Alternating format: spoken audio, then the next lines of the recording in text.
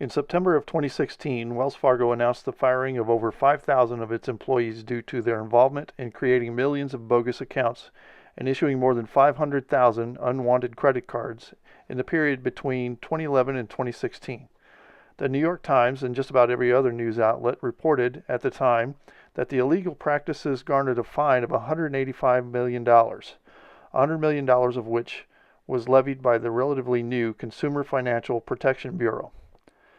Matt Egan of CNN Business did a 2-year follow-up in September of 2018 where it was revealed that the abuses were more widespread than originally thought.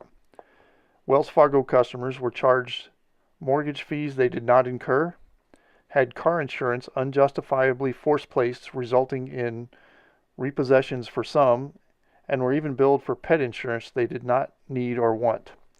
The University of Texas at Austin, McCombs School of Business, recently published an online case study detailing what happened.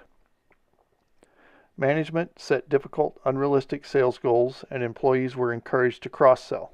Cross-selling is the practice of pitching multiple products to the same customer. If they wanted a checking account, the sales rep would recommend a home equity loan or a credit card as well. These factors led to unethical practices, such as incentive gaming, where incentive systems are manipulated in a way that does not benefit the organization providing the incentive.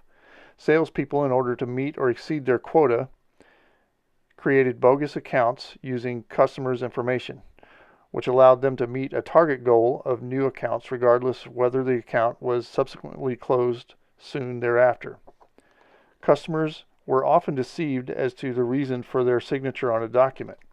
One woman was told her signature was confirmation that she had updated her information when she had actually signed up for a credit card. Prior to these things being exposed, Wells Fargo seemed like a model of success, having weathered the 2008 financial crisis and acquiring Markovia in the process.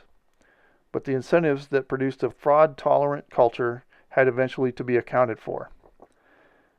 The strategy that was devised as a way of maximizing profit resulted in fines in the hundreds of millions of dollars, not to mention the damage to stakeholders, damage to Wells Fargo's reputation, loss of market share, and reduction in share price.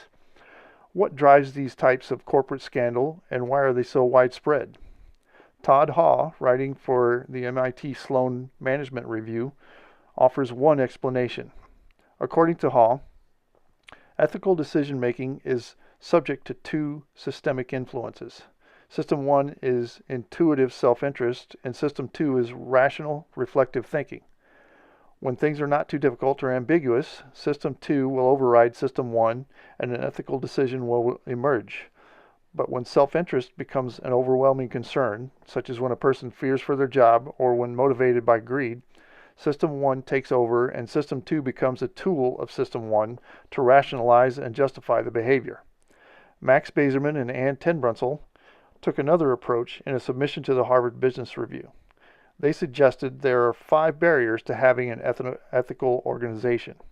They are, number 1, ill-conceived goals, where an unethical behavior is used to expedite the attainment of an incentive. An example would be opening multiple accounts fraudulently to attain a goal of new accounts.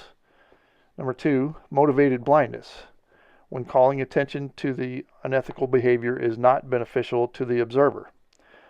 The manager sees the goals being met, so she or he chooses not to look into how.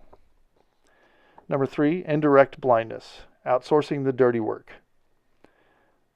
An example of this would be contracting with a firm that isn't subject to the same laws, rules, or standards in order to cut costs or circumvent local laws or policies.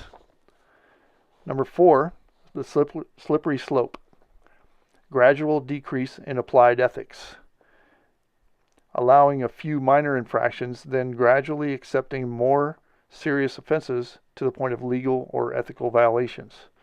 Number 5, overvaluing outcomes. If the end result is good, the means to that end are overlooked, such as when the stock price went up as a result of increased profit from fraudulently collected fees. Whether using one of these approaches or some other effective method, the key is to be on the lookout for situations that exhibit or could lead to unethical behavior and address them before they reach scandalous levels.